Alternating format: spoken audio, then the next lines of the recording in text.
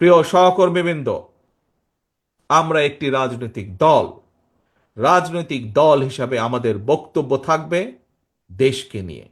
রাজনৈতিক দল হিসাবে আমাদের আদর্শ থাকবে দেশের মানুষের কিভাবে ভালো করা যায়।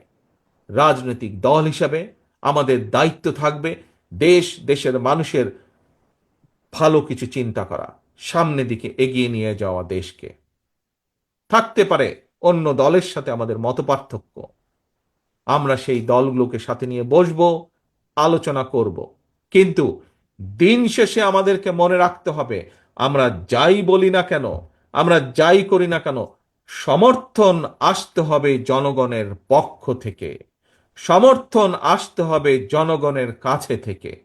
প্রিয় সহকর্মীবৃন্দ, সেজন্যই আমি বলি, সেজন্যই আমি একটি কথা বলি, আমাদেরকে থাকতে হবে জনগণের সাথে, আমাদেরকে রাখতে হবে জনগণকে সাথে।